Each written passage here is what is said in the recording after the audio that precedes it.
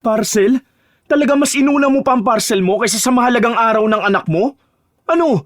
Ganito mo gusto mag-celebrate ng birthday ang anak natin, ha? Walang handa, walang kuryente?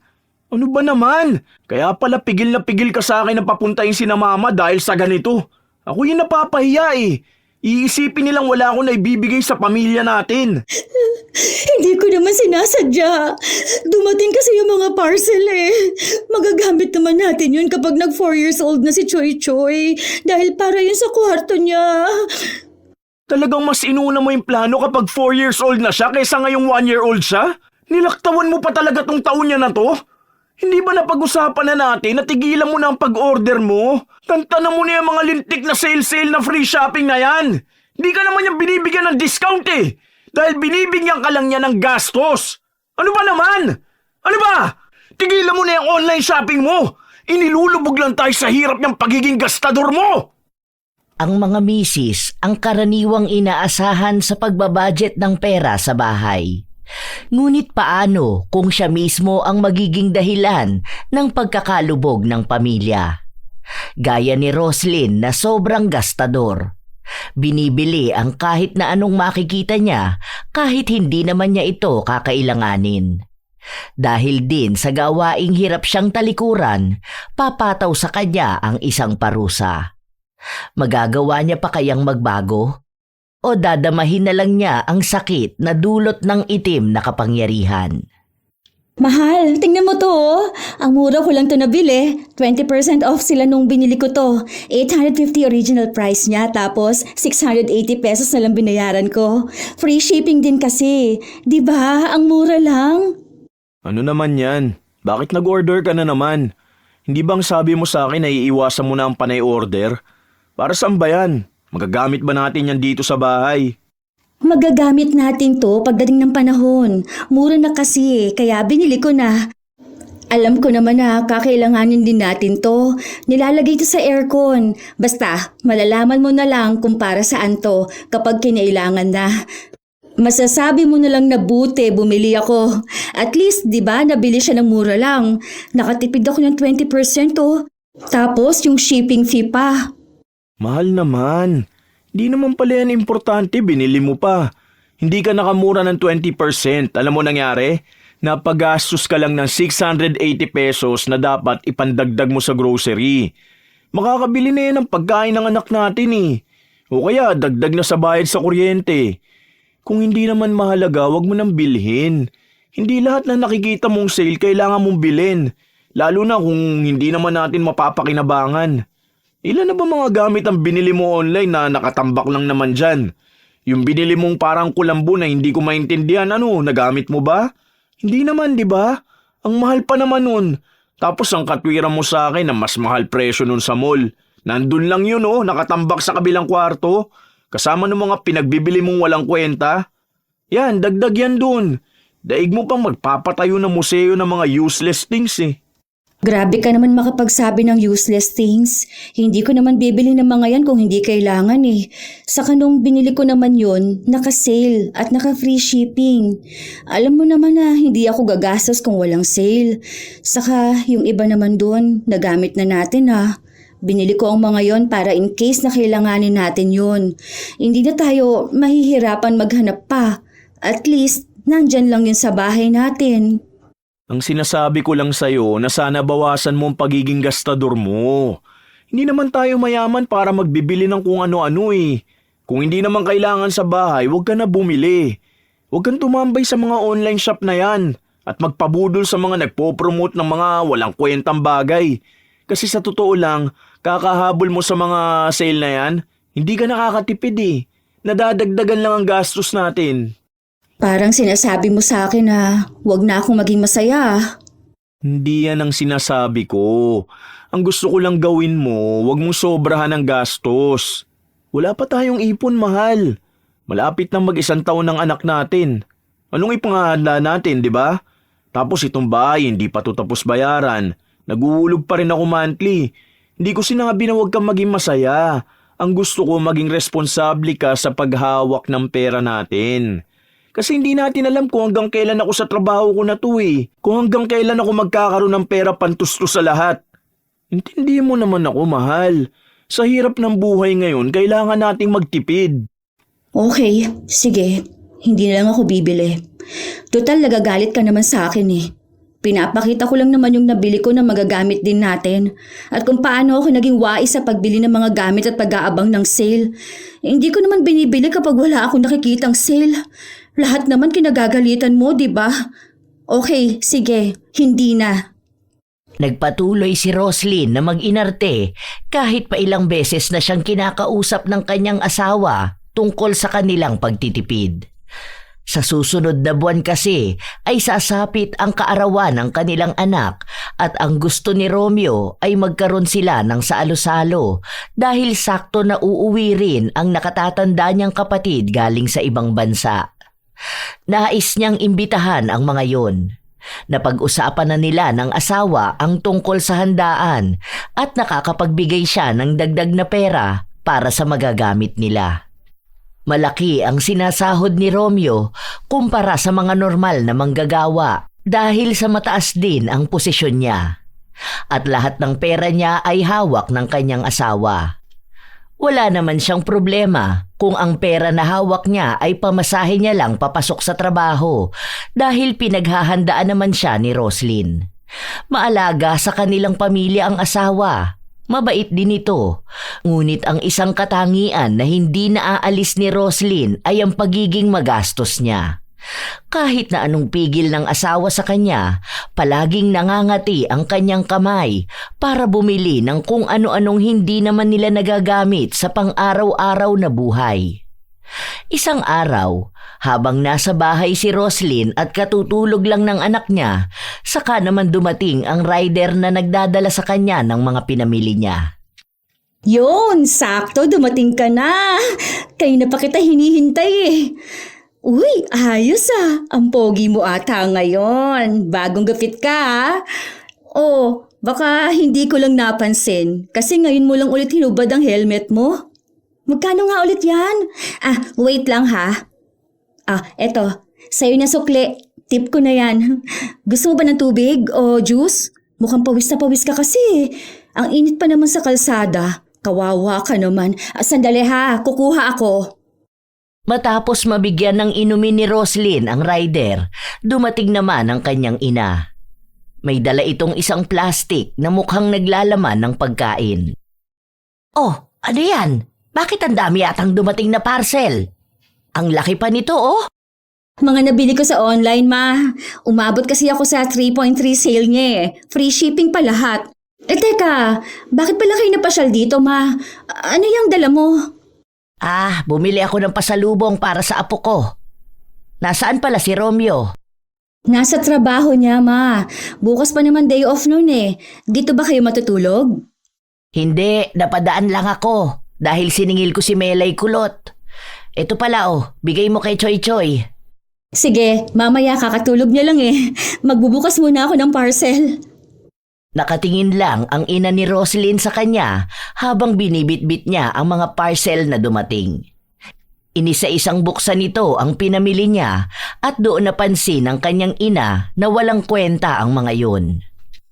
Ano ba naman yung mga pinagkakagastusan mo, Roslyn? Akala ko pa naman mga gamit dito sa bahay nyo. O kaya mga gamit para sa birthday ng anak mo. Tingnan mo nga, headband na may daga. Ano ba yan? Para kanino naman yan? Ang cute kaya. Nakita ko to sa TikTok, ma. Tingnan mo. Diba kakaiba siya? Naloloka naman ako sa'yo, Roslyn. Ano bang akala mo sa sarili mo, batang paslet? Kahit nga bata, hindi magsusuot ng ganyang headband. Tapos, ano pa itong isa? Electric wine opener? Talaga ba, Roslyn? Ano naman ang paggagamitan mo nito? Baka akala mo mayamang ka na umiinom palagi ng wine. Pwede naman gamitin yan sa soft drinks, ma. Saka malay nyo, magkaroon kami ng wine, di ba? Sa New Year, magpapabili ako kay Romeo. O kaya sa birthday ng anak namin. Kasi nasabi niya, uuwi yung kapatid niyang galing abroad. Malay mo, magbigay yun ng wine o kaya magdala rito, di ba? Tapos maghahanap sila ng pambukas doon. Makikita nila tong electric wine opener namin. Magagamit naman yan. Kung hindi man sa ngayon, edi sa future. Noong dalaga ka pa, pinuno mo ng basura ang bahay natin sa mga pinagbibili mong walang kwenta. Kahit basura, makita mo lang na sale online, bibilhin mo na.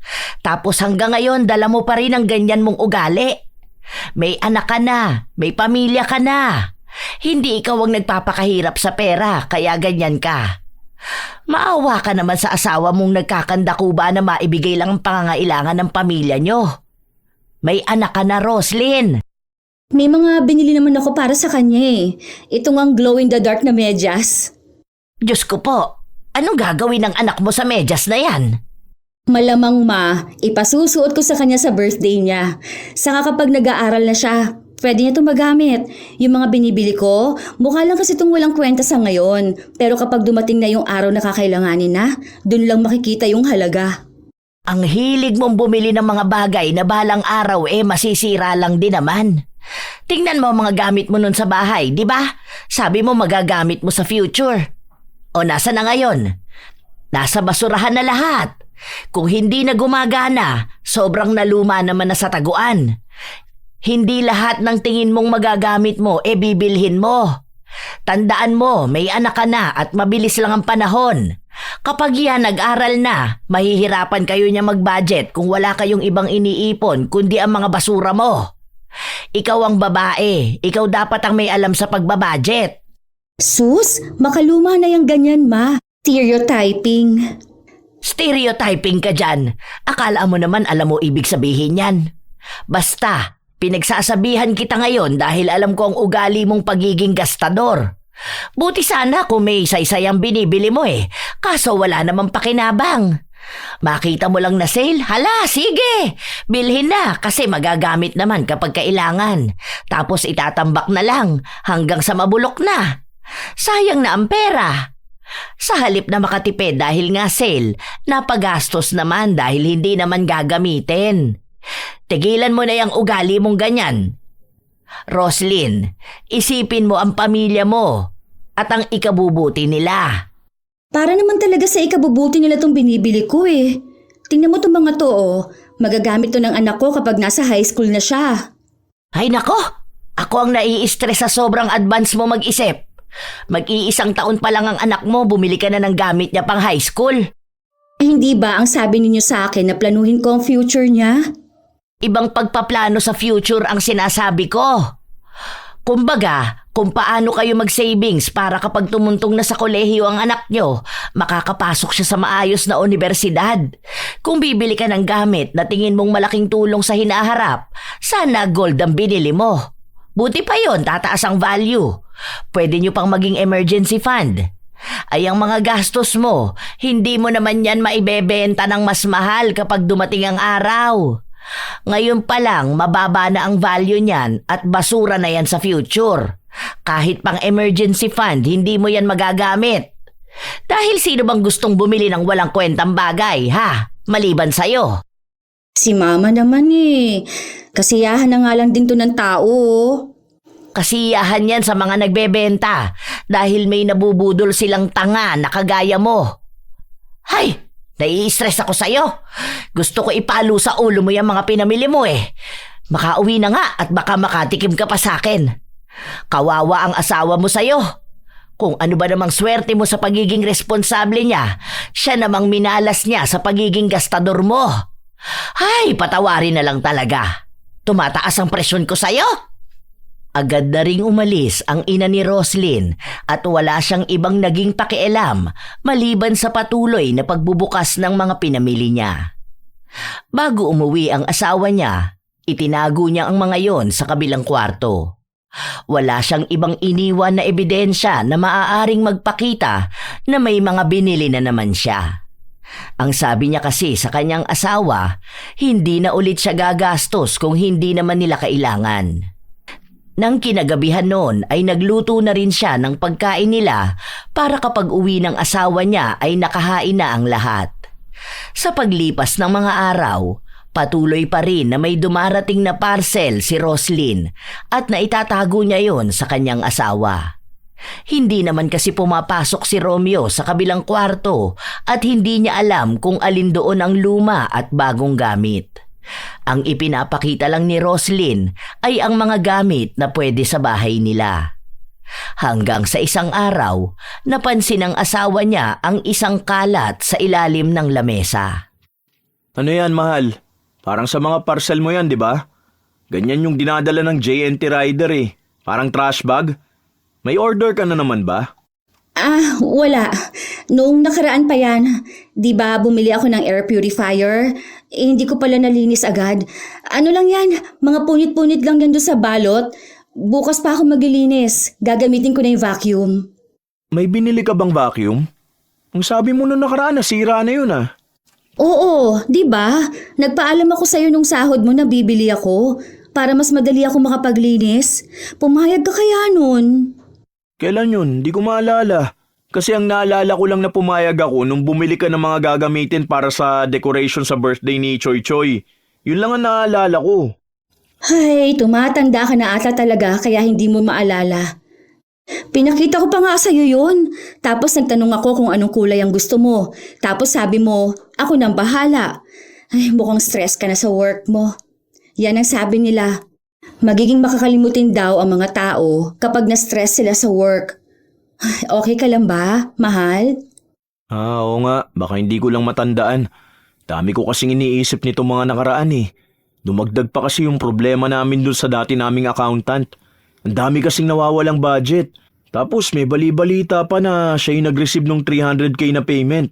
Kaya siguro biglaan ang pagre-resign niya. Nagtakas na pala ng pera.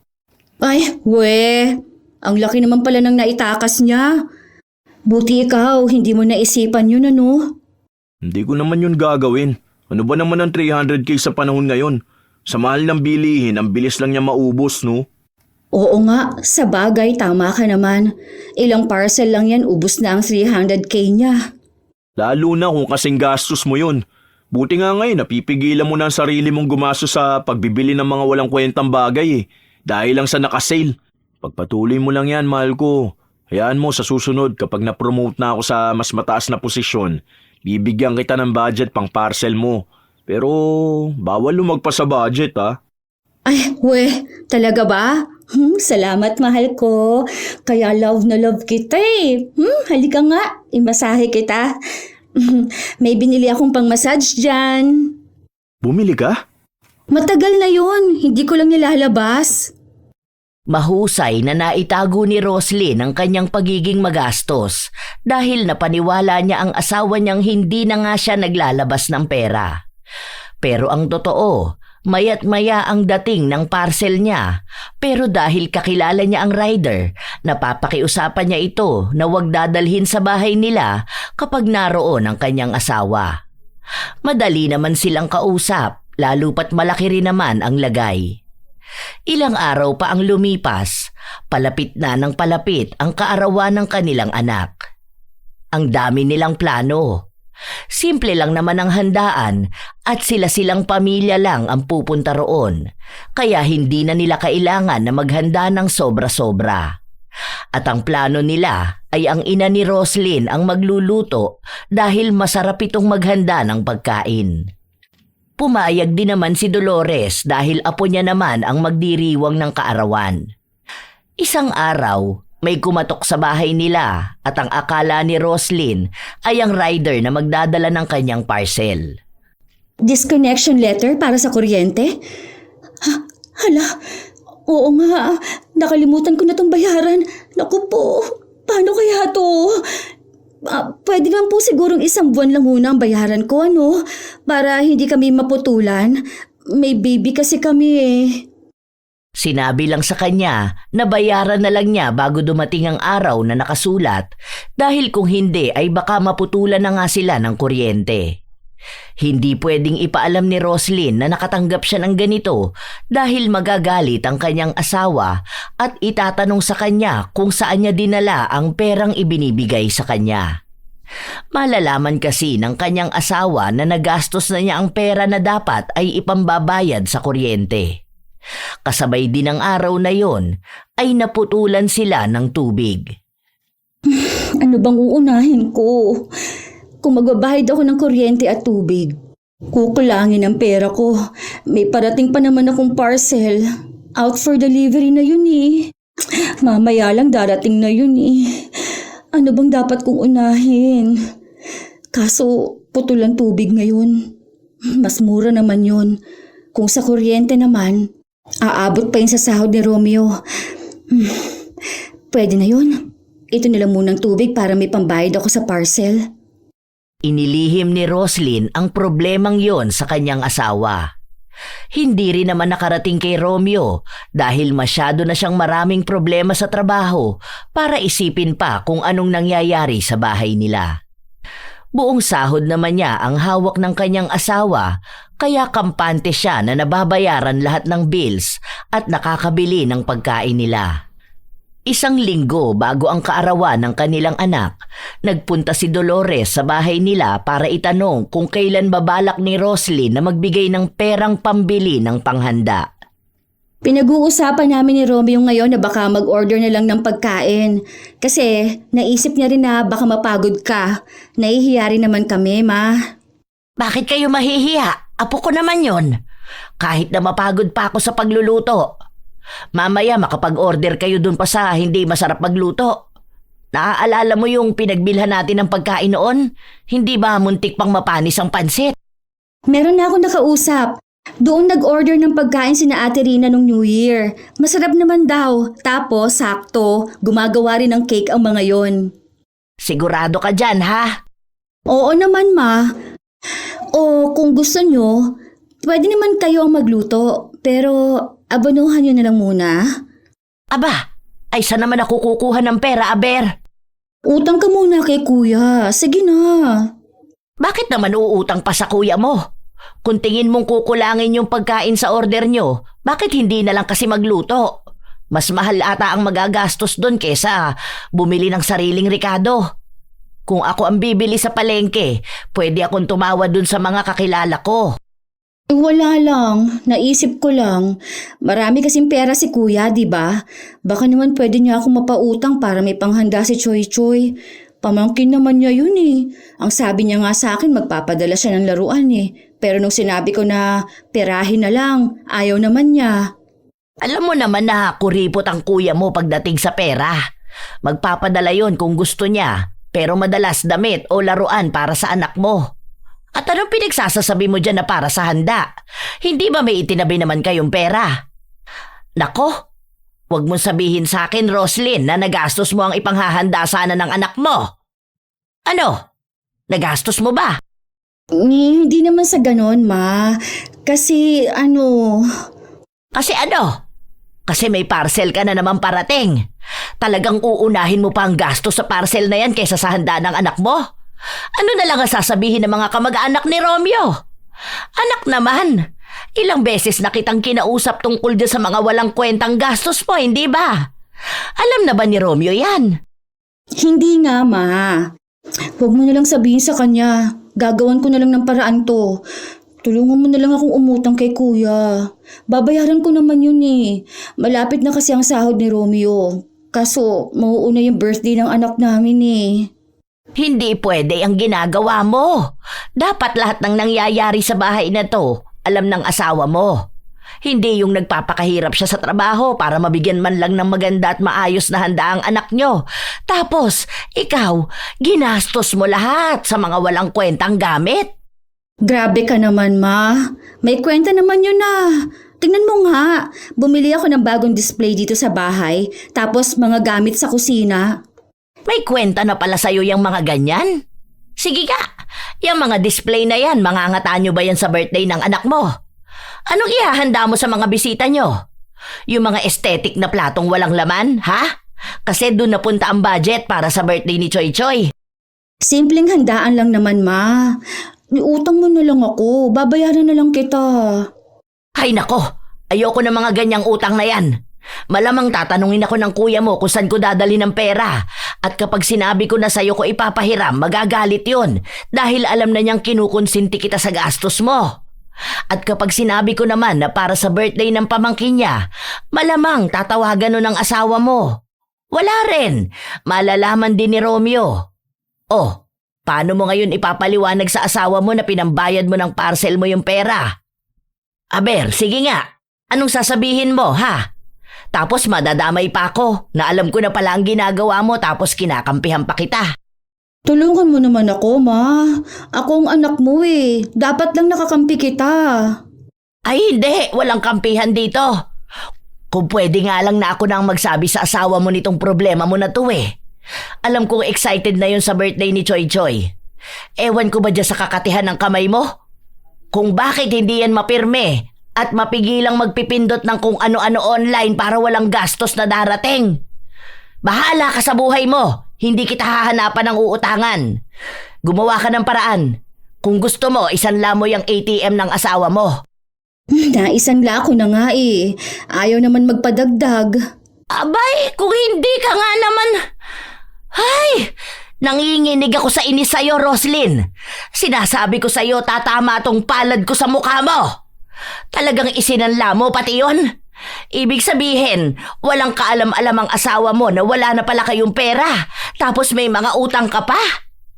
Habang pinapagalitan ni Dolores ang kanyang anak, may kumatok sa pinto. Nang buksan nila, rider yon na magdadala na naman ng mga pinamili ni Roslyn. Cancel mo na yan, hindi niya yan babayaran. Tapos sa susunod na may mga order tong babae na to, huwag niyong dadalhin. Napapagasto siya sa ganyan. Hindi pwede, ma. Baka mamaya maban yung account ko eh. Platinum pa naman na ako. Aba nga naman, may nalalaman ka pang platinum dyan ano? Wala ka na nga maipanghanda para sa birthday ng anak mo? Ikaw, umalis ka na, hindi na niya kukunin yan. Kung hindi ka aalis, ihahampas ko sa helmet mo ang ulo ng babaeng to. Balak na sanang bayaran ni Roslyn ang parcel niya pero natakot ang rider kaya umalis ito.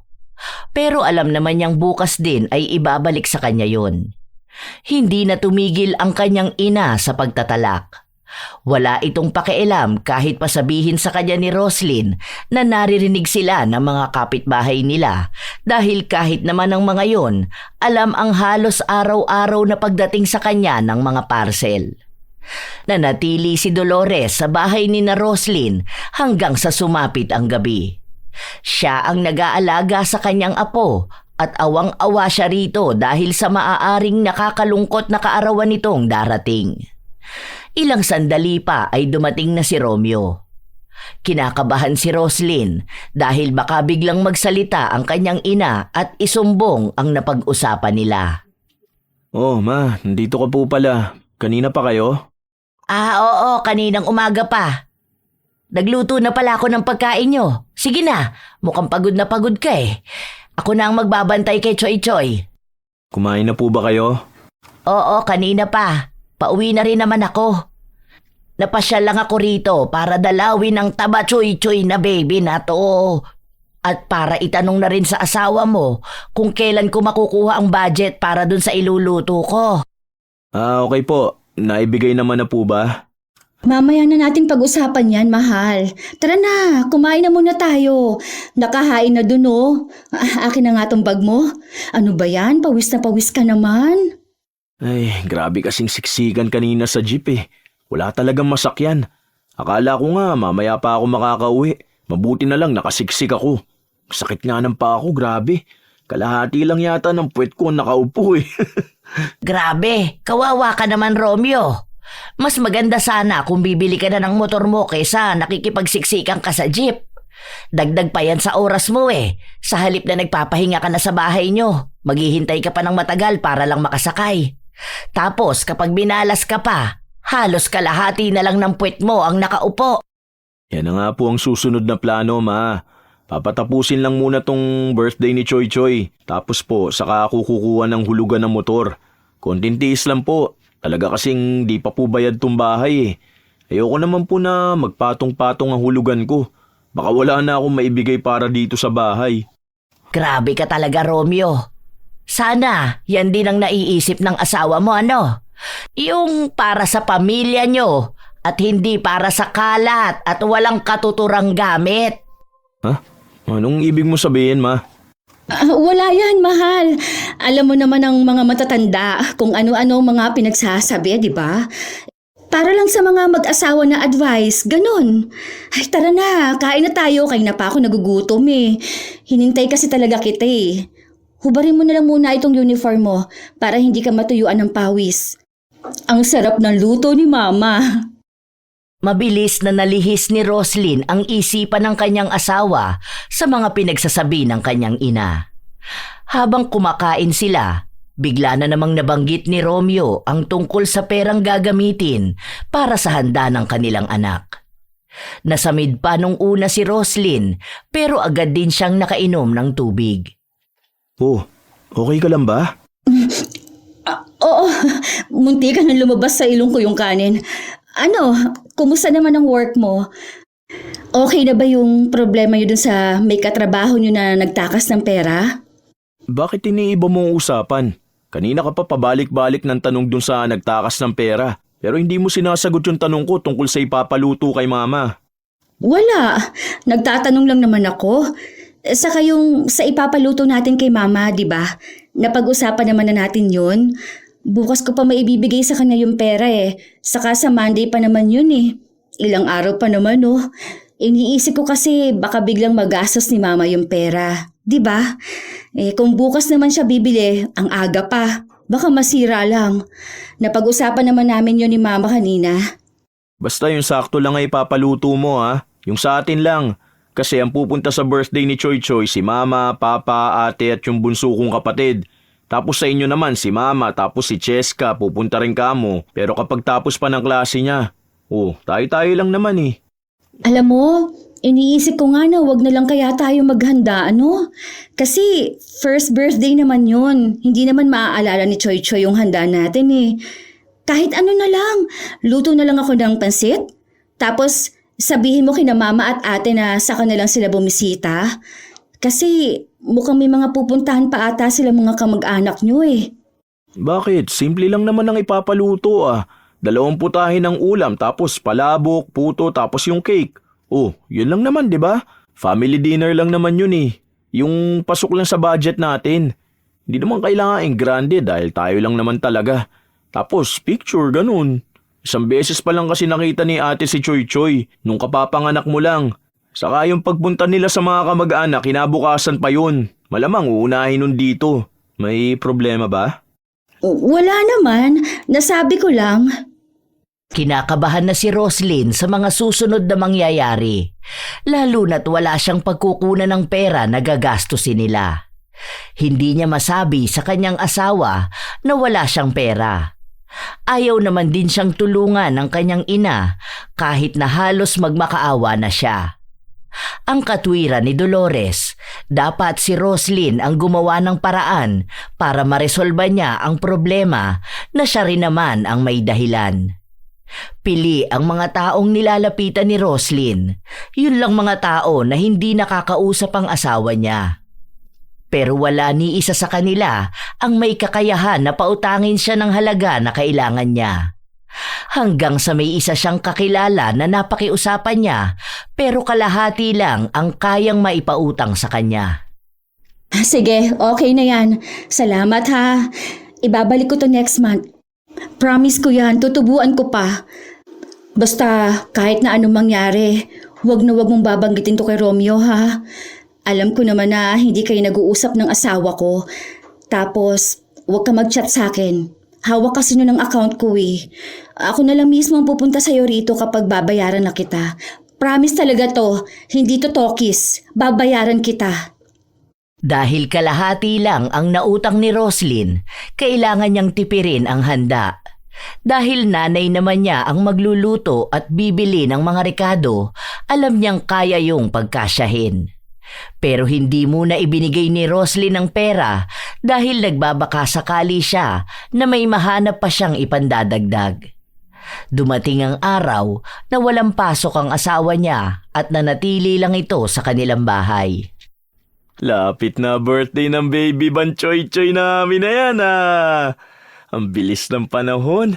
Parang kailan lang sumisipa ka pa sa tiyan ng mami mo. Tapos ngayon mukha na namin ang sinisipa mo. Sa susunod niyan, magiging magala na yan. May pagagalitan na tayo dahil kung saan-saan nagpupunta. Yun na nga eh. Tapos kung magkakaroon pa siya ng ading, no? Ading agad? Baby pa natin yan eh. Siyempre, hindi pa naman ngayon. Di ba ang plano natin may 5 years gap sila? 4 years pa yun eh. Pero baka hindi pa sure. Biglang masundan agad. Ano ba? Huwag mo nga akong kilitiin. Ayan, nakikisali pa sa kulitan si Batchoy-choy na yan. Ano ba, mahal? Wala na, dinaganan ka na ng anak natin. Ang siluso naman ito, aba. Huwag daw muna kasi sa ading dahil gusto niya pa rin maging baby natin. Ikaw kasi, ang kulit mo. Kapag napaayos natin yung sa likod, magpadagdag tayo ng isa pang room. Kasi kapag nag 4 years old na siya, bubukod na siya ng kwarto. Kailangan natin siyang sanayin sa sarili niyang kwarto. Hindi ba mahirap yon para sa bata? Pwede naman siguro yung kahit na 7 or 10 years old na siya bumukod ng higaan sa atin. Sa amin kasi, 4 years old pa lang sinasanay na kami matulog sa sarili naming kwarto. Masyado na siyang matanda kung 10 years old na siya kasama pa natin sa isang kama. Lalo na kung may ading na rin siya. Ganun talaga yun, mahal. Hindi naman natin siya bibiglain eh. Ganun ba? Sige, okay na rin yun para makapag-decide tayo ng design ng kwarto niya. Ang dami kong nakikita sa TikTok nun eh. Pwede rin tayong bumili ng gamit doon, mas mura lalo kung may sale. Mahal, kapag 4 years old pa siya, hindi tayo pwedeng bumili ngayon. Lalo na walang pwesto sa bahay. Nasisikipan nga ako rito eh dahil ang daming kung ano-anong design sa gilid natin. May mga malalaki pang fake plants. Tapos yung kabilang kwarto na lagayan ng mga gamit, feeling ko puno na rin yun. Ipapaayos pa natin tong bahay kaya huwag ka na muna mag-order. Hindi yung narinig mo lang tong plano na ganito kapag nakakita ka na naman ng sale o may free shipping, bigla mo na naman bibilin. Tipid-tipid tayo ha? Kukuha din ako ng motor eh. Habang nag-uusap ang mag-asawa, may kumatok sa pinto nila. Si Roslyn ang nagbukas noon at may parcel siyang parating.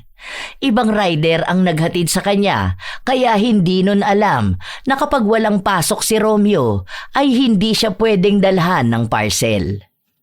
Kuya, balik ka bukas ha. Andito kasi ang asawa ko eh, hindi niya alam yan. Bigyan kitang malaking tip bukas, promise. Magpanggap ka na lang na hindi yan sa akin, okay? Si Bianca ba? Ay, doon yung bahay. Nakikita mo yung may kotse na kulay pula? Sa unahan noon may tindahan, tapos may green na gate. Doon nakatira yan. O kaya, itanong mo na lang kapag nasa tindahan ka na. Kilala naman nila yan.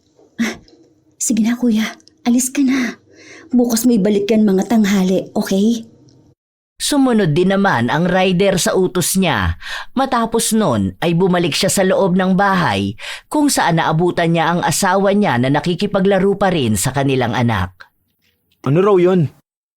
Wala. Nagtatanong lang kung saan ang bahay ni Bianca. Bagong rider din, hindi pa kabisado rito. Akala ko naman may parcel ka na naman. Hindi, wala Alam mo naman na hindi na ako bumibili, hindi ba? Pinapaalam ko muna sa'yo kapag may i-check out ako. Baka kasi mamaya magalit ka na naman sa akin. Wait lang, magluluto muna ako ng merienda natin. Napansin ko kanina na parang wala na tayong bigas. Hindi ka pa ba bumibili? Hindi pa. Kasya pa naman yan hanggang sa sahod mo. Saka na lang din ako mag-grocery kapag sahod mo na ulit. Minsan kasi hindi ko maharap, lalo na ang kulit ni Choy Choy. Nakakabili lang ako kapag pumupunta rito si Mama. Wala naman akong pasok ngayon, ako na mag-grocery. Ay hindi, wag! Wag na. Kasi nga day off mo ngayon, di ba? Dapat magpahinga ka. Deserve mo naman magpahinga, mahal. Alam ko ang stress na nararamdaman mo sa work mo. Ayoko naman na itong isang araw na to, magpapakapagod ka pa, hindi ba? Okay lang naman sa akin para matulungan din kita rito sa bahay. Alam ko na ang dami mo inaasikaso eh. Lalo na kulang talagang oras mo mag-alaga sa anak natin. Isa pa, nakalive ako sa Monday, di ba? 2 araw na lang naman, Monday na. Hindi naman din nakakapagod kung bibili ako ng bigas. Alam mo namang ayaw na ayaw ko yung nasisimut ang bigasan natin, di ba? Ang bigat kasi sa feeling kapag ganun. Sige na, okay lang. Ako na ang bibili. Kinumbinsi pa ni Roslyn ang asawa niya na wag na ngang bumili pero nagpumilit din si Romeo. Dahil wala ng pagpipilian pa si Roslyn, ibinigay niya ang pera na inutang niya para lang may maipambili sila ng bigas. Lalong dumagdag ang problema niya dahil 2 araw na lang ay kaarawan na ng kanilang anak. Iniisip niya kung saan na naman siya kukuha ng perang ipapanghanda. Ayaw niya pa ring aminin sa kanyang asawa ang nagawa niyang paglustay ng perang ibinibigay sa kanya dahil lang sa pagbili niya ng mga bagay na hindi naman nila kailangan. Alam niyang magagalit sa kanya si Romeo, lalo pa't nangako siya rito na hindi na siya gagastos pa sa mga walang kwentang bagay. May parcel pa siyang darating bukas at hindi pwedeng hindi niya kunin yon dahil para sa kanya ay mahalaga ang mga yon kahit na hindi niya alam kung kailan nga ba niya magagamit. Isang araw bago ang kaarawan ng kanilang anak, nagpunta siya sa bahay ng kanyang ina upang pakiusapan ulit ito tungkol sa pagpapahiram ng pera. Ma, sige na. Kahit kanino ka na lang umutang mo. Babayaran ko naman yun eh. Birthday na bukas ng apo mo. Wala talaga akong magagawa sa problema mong yan, Roslyn. Pinagsabihan na kita, di ba? Hindi ka naman kasi nakikinig sa akin. Kung sana matagal mo nang sinabi sa asawa mo ang problemang ito, edi sana hindi ka na nahihirapan ng ganito. Baka siya pa pwede pang makaisip ng paraan. Ang tigas kasi ng bungo mo eh. Ilang parcel na ang dumating sa'yo, tapos ayaw mo pa ring tigilan. Hanggang sa ayan, wala ka na talagang perang mailalabas at magagamit. Kung ako sa'yo, sabihin mo na yan sa asawa mo dahil baka bukas mag-expect siya na may handa si Choy Choy. Tapos ang maabutan lang nila sa bahay nyo ay bahaw na tinirikan ng tig 5 pisong kandila na gamit nyo kapag brown out. Hindi naman pwede yung ganun, ma. Magagalit sa akin yun eh. Lalo na uuwi yung ate niya. Tapos yung mama at papa niya pupunta pa sa bahay. Aba, mas maganda yata yun para malaman nila ang kalagayan nyo. Bahala ka na sa buhay mo. Hindi kita matutulungan. Maging masama na lang akong ina para sa'yo, pero kapag ganyang problema na ikaw ang may kagagawan, dapat lang na ikaw ang humarap niyan. Hindi pwede yung sa tuwing gagawa ka ng kalokohan sasaluhin kita. Matanda ka na, may pamilya ka na, kaya umakto ka bilang asawa, hindi bilang pabigat na gastador ng pamilya. Kahit naiyakan ni Roslyn ng ina, ayaw talaga siyang bigyan ng tulong. Palagi lang sinasabi sa kanya na sabihin na kay Romeo ang tunay na nangyayari. Dahil kung hindi niya raw kaya, ang kanyang ina na lang ang magsasabi. Pero ayaw ni Roslyn. Kaya wala na siyang ibang nagawa kundi ang tanggapin na mag-aaway sila ni Romeo kapag nalaman nitong wala na nga silang kapera-pera. Kinabukasan ay maagang nagising si Roslyn, hindi dahil sa kanyang aasikasuhin, kundi dahil sa problema na alam niyang mangyayari mamaya. Ang aga mo, mahal. Gising ka na pala. Oo, di ba susunduin ko sina mama? Okay ka lang ba? Masama ba ang pakiramdam mo? Oo eh. Parang ang bigat ng katawan ko ngayon. Nahihilo rin ako. Halika nga rito, umupo ka muna. Uminom ka na ba ng gamot? Baka kasi hindi ka na nagpapahinga eh. Sana kapag tulog si Choy Choy, sinasabayan mo. Hindi yung kilos ka ng kilos dito sa bahay. Kaya mo ba o gusto mong dali na muna kita sa ospital? Tawagan ko muna si Mama Dolores para ipakuha si Choy Choy. Hindi na. Okay lang ako. Dito na lang muna tayo sa bahay. Oo nga, gusto ko magpahinga. Huwag na lang kaya muna nating ituloy ang birthday ni Choy Choy ngayon. Hindi ko alam kung makakakilos ako eh. Hindi ka naman kikilos ngayon dahil yung pagkain si Mama Dolores naman na magluluto. Tapos wala namang kailangan na design eh. Wala namang ibang bisita tapos mamayang gabi pa makakarating sina ate. Iniisip ko kasi na baka hindi ko sila maasikaso at di ko sila maharap, di ba? Ano ka ba? Bakit iisipin mo ang pag-aasikaso sa kanila? Hindi ka naman kasambahay, mahal. Kakain lang tayo. Kung ano ang nasa lamesa, yun ang kakainin natin, di ba? Nakahain na yun eh. Sasandukin na lang nila yun. Magpahinga ka na lang muna. Inom kang gamot pagkatapos mo mag-almusal, ha? Sandali lang, magluluto muna ako. Ang akin lang kasi, nakakahiya naman sa kanila, di ba? Minsan na nga lang sila dumalaw sa atin. Huwag kang mahiya, maiintindihan nila kung hindi mo sila masyadong mahaharap. At di nila kailangan asikasuhin. Alam nilang may anak tayo at mahirap talaga mag-alaga ng bata. Sige na, huwag ka na magpaka-stress dyan. Ayos lang yan. Dahil mairaraos natin ang birthday ni Choy Choy. Mukhang magkakatotoo ang pagpapanggap ni Roslyn na may lagnat siya. Hindi na siya makapagsalita at hindi niya makuha ang tamang pagkakataon para sabihin sa asawa na wala naman talagang handa ang anak nila. Nanatili sa loob ng kwarto si Roslyn habang iniisip kung anong gagawin niyang palusot mamaya. Mabilis umandar ang oras, kaya pabilis din ng pabilis ang kaba sa kanyang dibdib. Hanggang sa sumapit ang hapon, napansin niyang nagbibihis na ang kanyang asawa. Katatapos lang din itong paliguan ng kanilang anak at isinuot sa bata ang bagong damit nito. Aalis na muna ako, mahal. Puntahan ko lang si na mama sa hotel nila, ha? Kaya mo na ba muna rito kay baby? Oh, sure ka na ba? Oo, iniintay na nila ako eh. Nag-chat na rin ako kay Mama Dolores. Sinabi ko na dali nila yung food bago mag 6 p.m. para makakain na tayo. Babalik din kasi ng hotel si na Mama bandang 9 p.m. kasi pagod sila sa biyahe. Kung sabihin mo kaya na magpahinga na muna sila, huwag na muna sila magpunta. Sayang naman yung pinahandaan natin, di ba? Yung sakik, anong oras ba dadalhin yun? Baka mahuli pa yun, ha? Tawagan mo na at sabihin mo i-deliver na nila ngayon. Sige na, alis na ako. Wala na talagang kawala si Roslyn. Hindi na niya nasabi sa kanyang asawa na wala na silang hihintaying handa. Habang hindi mapakali si Roslyn sa kanyang problema, sumabay pa na naputulan sila ng kuryente. Ang akala niya noong una, simpleng pagkawala lang ng kuryente ang nangyari. Pero nang mapansin niyang meron namang ilaw sa kabilang bahay, nagtaka na siya at naabutan niya ang mga nagpuputol ng kuryente. Sige na po, kahit bukas nyo lang kami putulan. Birthday ng anak ko ngayon, oh. Alam nga namang wala kaming kuryente, di ba? Maawa naman po kayo. Kahit na anong pakiusap ni Roslyn, hindi siya pinakinggan.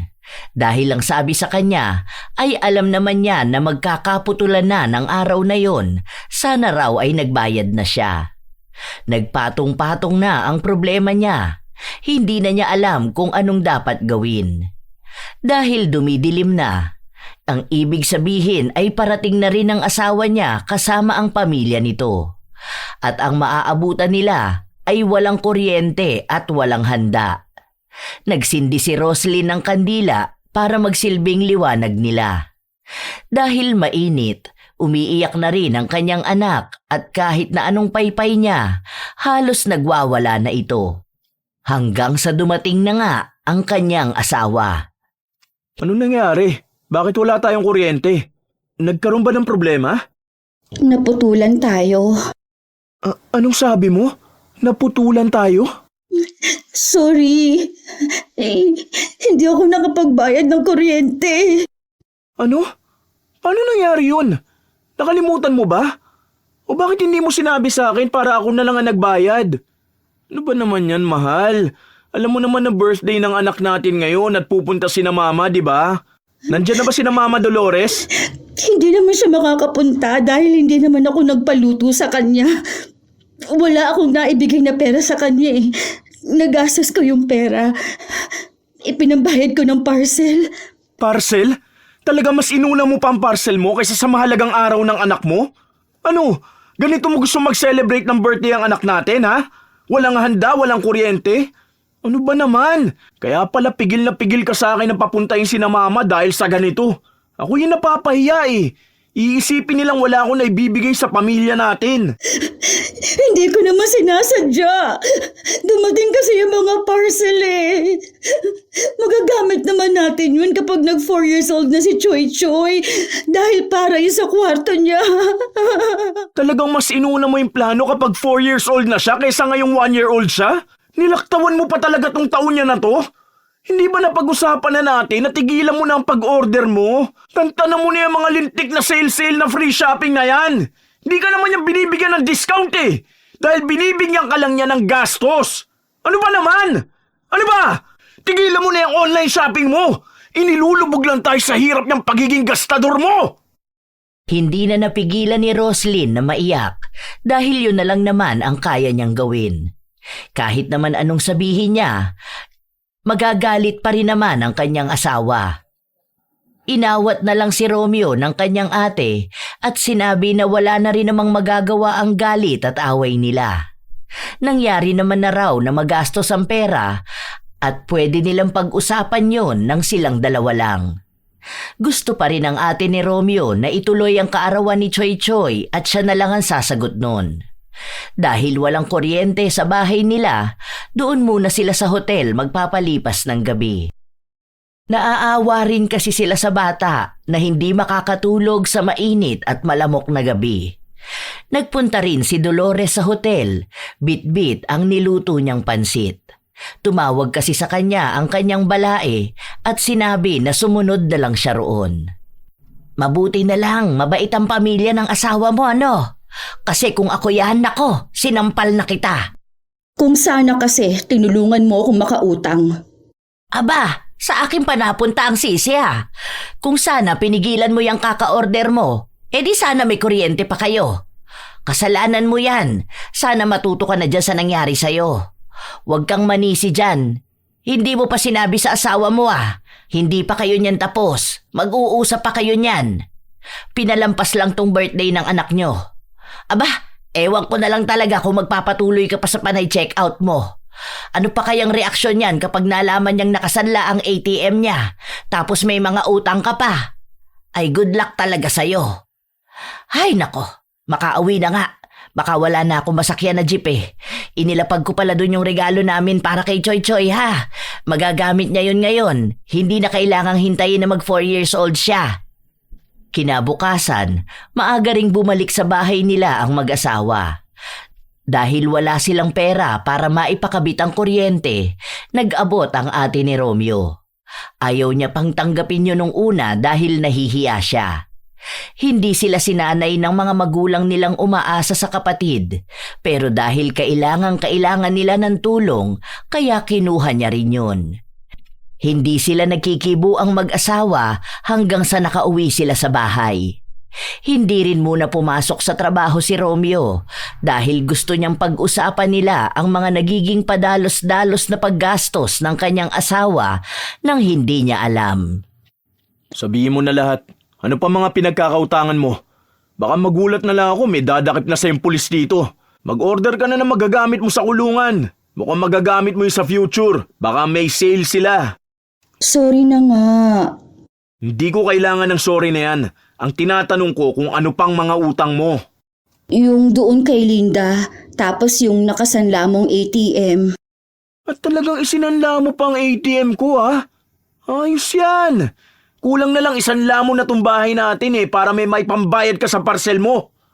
Ano ba nangyari ha? Akala ko pa naman tinigilan mo na talaga yan. Sinusubukan ko namang tigilan eh. Hindi naman na ganun kalaki ang binibili ko. Nakalimit na yun. Di na maganda yung ginagawa mo. Pamilya na natin ang naapektuhan. Lahat na lang na makikita mo, bibilin mo na. Hindi tayo mayaman. May anak na tayo. May pamilya ka. May dapat na mas unahin kaysa sa mga walang kwentang luho mo. Hindi naman kita pinipigilan bumili, di ba? Pero yung magagamit naman natin ngayon. Ngayon ha, hindi yung magagamit pagdating ng araw. Pera ang dapat nating ipunin, hindi kalat. Sinusubukan ko naman talaga eh. Siyempre, hindi ko naman pwedeng biglain na wag bumili. Sayang naman din kasi yung pagiging platinum member ko, di ba? May malaking tulong yun dahil sa mga discount at free shipping. Ilang beses ko bang ipapaliwanag sa'yo na hindi ka niyan tinutulungan makatipid? Tinutulungan ka lang gumastos. Tingnan mo, may naitulong ba yung pagiging platinum member mo para makabayad tayo ng bills ha? Natulungan ka ba niyan para makapaghanda kahapon? Hindi naman di ba? Hindi yan nakakatulong sa'yo at sa pamilya natin. Pasakit lang ang dala niyan. Akin ang cellphone mo. Buburahin ko yung lintik na account na yan. Simula ngayon, ako na ang hahawak ng ATM ko. Ako na ang magbabayad ng bills, ako na rin ang magbabudget ng gasto sa bahay para maunti-unti ko mabayaran yung mga utang mo. Bibigyan na lang kita ng allowance mo, pero hindi mo nahahawakan ng buwang sahod ko. Ayoko mabaon sa utang at maghirap dahil lang sa pagiging gastador mo. Kahit na umiyak si Roslyn at makiusap sa asawa niya na huwag burahin ang account niya, ginawa pa rin ni Romeo. Pagod na siyang pakiusapan ng asawa niyang tumigil sa paggastos.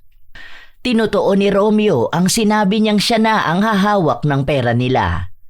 Nagbibigay lang siya kay Roslyn ng sapat na pera para kung sakali na may bigla ang gasto sa bahay. Lalo na at silang dalawa lang ng anak nila ang naiiwan. Sapat naman ang mga pinamili niyang pagkain kaya wala na siyang iba pang hahanapin. Pero kahit na ganon, nagagawa pa rin ni Roslyn na magtago sa kanyang asawa sa pamimili niya ng mga bagay na walang kwenta. Ilang buwan pa ang lumipas, hindi pa rin maalis-alis ni Roslyn ang ganong ugali. Hanggang sa pinag-aawayan na naman nilang mag-asawa ang ginagawa niya. Pati ang kanyang ina, mangilang beses na siyang pinagsabihan pero tila ba walang ibang pinakikinggan si Roslyn kundi ang kagustuhan niyang gumastos. Hanggang sa dumating ang isang araw na nagkasakit ang kanilang anak at kinailangan nila itong dalhin sa ospital. Nakiusap na ako kay Mama Dolores na kung pwede ka muna niyang samahan dito. Biglaan din kasi itong training namin eh. Nagpaalam na ako pero hindi ako pinayagan dahil ako lang ang pwedeng pumunta. Okay lang naman, Romeo, kasi nakausap ko naman na yung doktor. Pwede na rin umuwi bukas si Choy Choy, pero kailangang obserbahan. Bibili na lang ako ng vitamins niya. Mas maganda rin kasi kung sa bahay na lang siya para mas maaalagaan din. O sige, o etong ATM. Bukas na papasok ang sahod ko. Alis na ako mamayang gabi, ikaw na muna humawak niyan ha. 3 days ako mawawala. Yung bayad ng bills. Tapos baka wala na tayong bigas, bumili ka na rin. At yung mga kailangan ni Choy Choy. Yung mga kailangan lang ha. Nakahawak na naman ng pera si Roslyn at para na naman siyang nawawala sa kanyang sarili. Sa halip na gawin ang utos ng kanyang asawa, nadala na naman siya ng kanyang emosyon nang makakita siya ng bagay na sale sa mall. Bumili siya nito nang di iniisip kung saan nga ba niya gagamitin. Hanggang sa nagtalo na naman sila ng kanyang ina. Ano bang utak ang meron ka naman, Roslyn? May sakit ang anak mo at bumabalik na ang tiwala sa'yo ng asawa mo para hawakan ng pera nyo. Tapos ayan ka na naman. Ano namang gagawin mo dyan sa gamit na pangkotse? Di wala nga kayong sasakyan. Balak na namin mag-ipon para makabili ng sasakyan, Ma. Tingnan mo, ang cute nito. Ilalagay ito sa likod para kung uupo doon si Choy Choy. Ay, ewan ko sa'yo. Bahala ka na dyan sa buhay mo. Pagod na akong pagsabihan ka. Ikaw ang magbantay dyan sa anak mo. Hindi kita tutulungan. Bahala ka na kapag nag-away kayo ng asawa mo dahil sa ginagawa mo. Ewan ko na lang kung di ka umiyak dyan kapag iniwang ka ni Romeo at makakita ng babae na matipid at kayang maghawak ng budget sa bahay. Galit na umalis si Dolores, bit-bit ang mga damit niya. Hindi niya sinabi kay Romeo na uuwi na siya.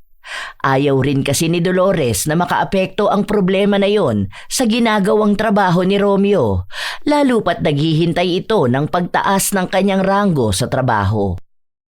Ilang araw pa ang lumipas, araw-araw nang nagtatalo ang mag-asawa dahil sa patuloy na gastos na ginagawa ni Roslyn. Dumarating din sa punto na gusto nang makipaghiwalay ni Romeo pero iniisip niya ang kalagayan ng kanilang anak.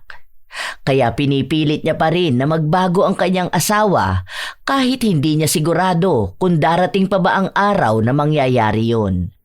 Hanggang sa isang araw, nagising na lang si Roslyn na ang daming butlig sa kanyang kamay. Baka naman allergy yan. Ano bang kinain mo? Nangangati ba yan? Tingnan mo, namumula pa. Oo, sobrang kati niya. Wala naman akong ibang kinain. Maliban doon sa ulam natin na tamban, di ba? Baka nga dahil doon. Uminom ka ng cetirizine. Ang kati sobra. Hindi ko mapigilang kamutin. Baka naman may kumagat dyan.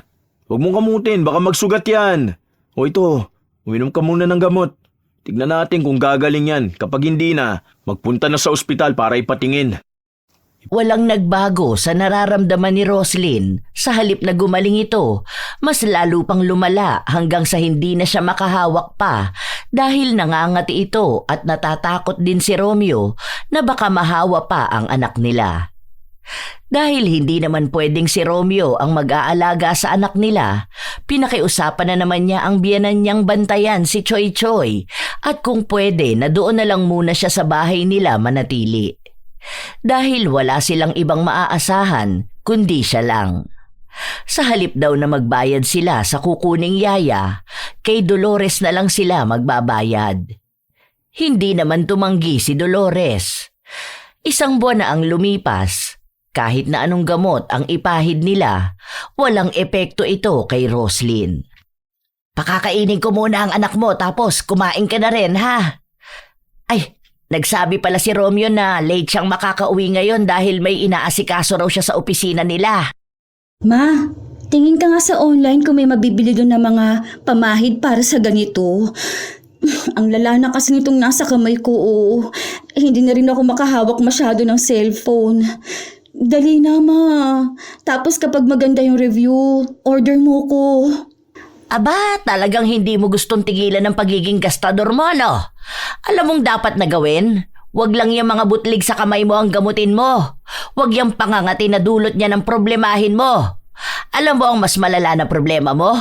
Ang pagiging makati ng kamay mo sa pagbili ng mga walang kwentang bagay. Baka kaya ka nagkakaganyan dahil kailangan mong bigyan ng leksyon. Subukan mong isipin ang ibang bagay sa buhay mo. Huwag kang magpakakulong sa gastos. Sana malaman mo na may iba pang mas masayang bagay kaysa sa pagbubukas ng parcel. Matagal na ring hindi nakakagastos si Roslyn sa mga pagbili niya ng mga walang katuturang gamit. Dahil hindi niya masyadong mahawakan ang kanyang cellphone, kaya wala siyang ibang nakikita na mag-uudyok sa kanya sa pagbili. Habang tumatagal, pakiramdam niya ay lumulungkot din ang buhay niya. Yon ang pinakamahabang panahon na hindi siya nakagastos. Wala siyang binubuksan na parcel at yon ang gustong-gusto niyang gawin. Dahil paano nga ba niya magagawa yon kung kahit sarili niya hindi niya mahawakan dahil sa nangyayari sa kanyang kamay? Habang walang pasok si Romeo, nasa kwarto siya kasama ang kanyang asawa. Papasalo ko na lang tong bahay. Tapos kukuha tayo nung upa na kahit maliit lang, swak naman sa budget natin. May nakita na akong bahay pero hindi kasya lahat ng gamit natin eh. Lalo na yung mga pinagbibili mo na nasa kabilang kwarto. Mahalagang gamit lang ang bibit-bitin natin. Paano naman yung mga gamit ko na yun? Sayang naman yun. Magagamit natin yun pagdating ng araw. Saka, bakit may pasasalo tong bahay? Di ba, malapit naman na itong mabayaran ng buo. Hindi nakakayanin kung babayaran pa natin to kasi may nakausap na akong doktor na pwedeng tumingin dyan sa kamay mo. Mukha kasi seryosong sakit na yan. Malaking halaga yung magagamit. Baka taon pa ang abuti natin sa pag-iipon kung sabay-sabay lahat ng gastos natin. Wala naman tayong ipon. Lahat puro labas ng pera. Wala tayong dagdag na income. Kaya naisip ko na sakripisyo na lang muna tong bahay. Saka na lang ulit ako kukuha kapag magaling ka na. Baka doon pwede na ulit makapag-ipon. Kung makakaipon na nga talaga. Huwag na nating iwan tong bahay. Tapos yung mga gamit ko pa. Mas mahalaga ba talaga sa iyo yung mga gamit mo na yon? Sobrang bigat na ng buhay natin. At yung mga pinagbibili mo na yon, hindi man lang tayo matulungan para kahit paano gumaan-gaan ang problemang pinansyal natin. Kapag nakikita ko ang mga yun, nagpapaalala lang sa akin kung gaano karaming pera nasayang dahil sa mga yun eh. Na kung susumahin, sana malaki ang ipon natin ngayon. Kaso wala eh. Hindi ko alam kung bakit yun ang inipon mo.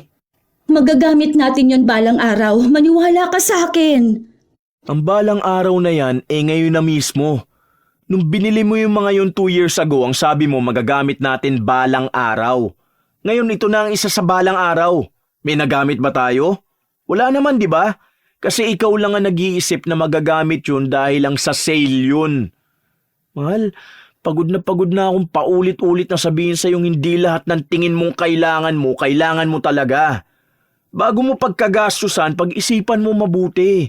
Dahil lahat ng gastos mo sa walang kwentang bagay, malaking epekto sa atin. Hindi tayo matutulungan ng walang kwentang bagay balang araw. Ang gagawin niyan, pahihirapan lang ang buhay natin balang araw. Yun ang totoo. Hindi na alam ni Roslyn kung ano ang sasabihin niya, lalo pat baka sa itsura ng kanyang asawa ang pagod na nararamdaman nito. Pasan niya ang